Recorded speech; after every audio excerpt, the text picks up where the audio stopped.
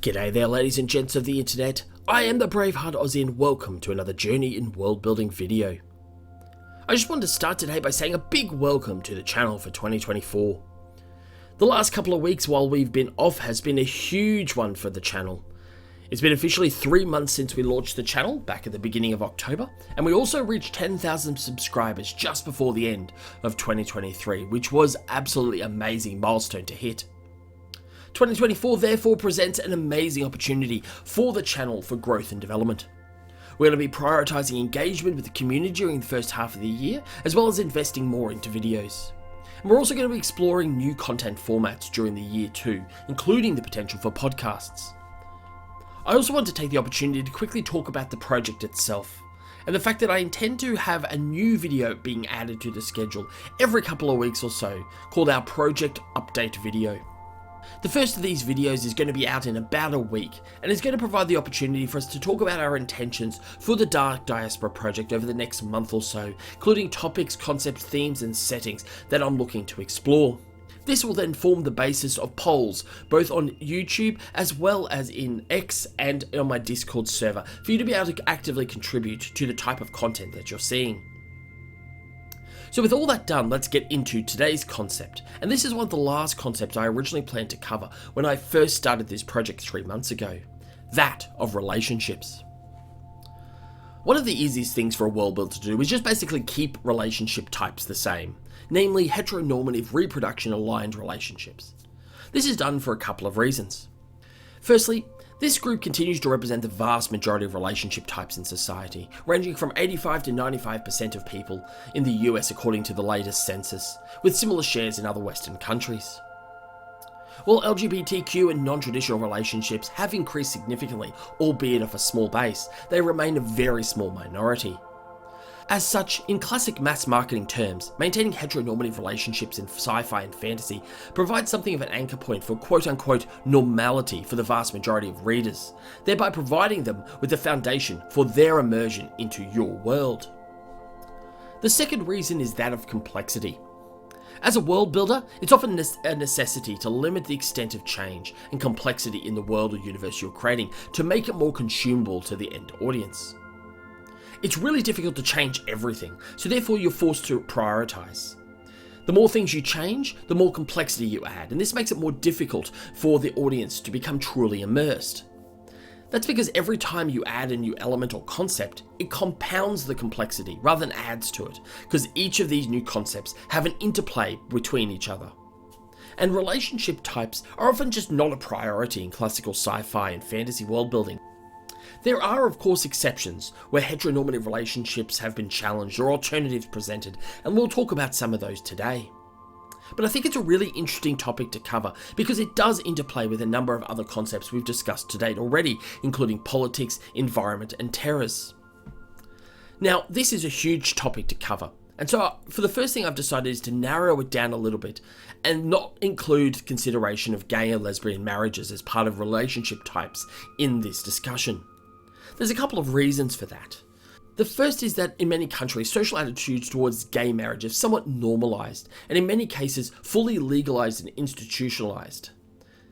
Additionally, the treatment of gay relationships as quote-unquote normal is already a well-established concept in sci-fi to the extent to which it can almost be regarded as a trope.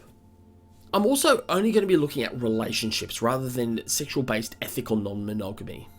Monogamy is different to heteronormative relationships as it relates more to questions of trust and fidelity between members of the relationship rather than the structure and number of participants in the relationship itself. Instead, what I want to concentrate here is an examination of relationships that have more than two people, also known as polyamorous relationships. Polyamory is expressly referenced in the Expanse books and TV shows, when the books and stories outline the parental origins of the main character, Holden. Here there is something what's known as a marriage co-op or cooperative, which represents a legally binding of several different relationships together, namely to allow for the pooling of economic resources amongst the group. Within this co-op, there is then 2 sets of monogamous couples and 4-person polyamorous relationship. This approach is actually still viewed by characters in the books as unusual, but mostly because the group are viewed as something of activists, not specifically because of their relationship type.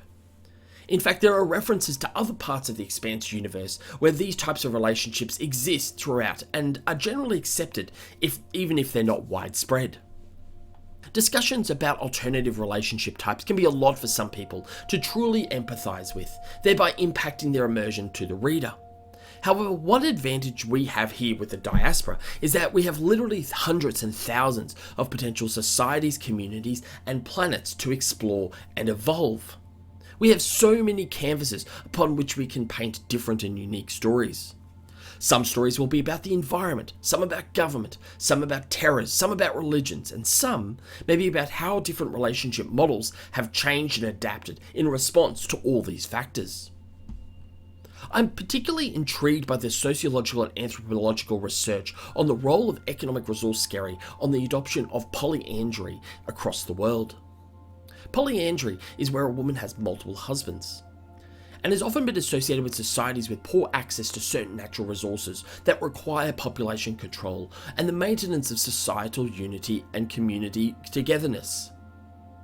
So it's actually a surprisingly widespread phenomenon spatially and cross-culturally, and is present in Polynesia, Sub-Saharan Africa, and South America in the past, and the most current examples are in Tibetan peoples of Nepal and in some communities in northern China. Given the focus in the diaspora on scarcity and below subsistence living, the concept of a polyandrous relationship types would definitely be something that I could see being adopted in specific circumstances. If you then added some sort of environmental effect that may impact gender distributions amongst births, favouring say males over females, or a high gender-specific mortality rate because of the environment or the industry or the economy, then a predominantly polyamorous society might emerge. Now, I've only really examined one type of polyamorous relationship here, but others may exist across the diaspora. And that's because there's such a diversity of types of relationships that do break or challenge the heteronormative approach. You have V and triad and Z and closed V or relationship anarchy. All of these types of models may occur due to specific circumstances or outcomes or impacts from different factors on the different worlds we're exploring.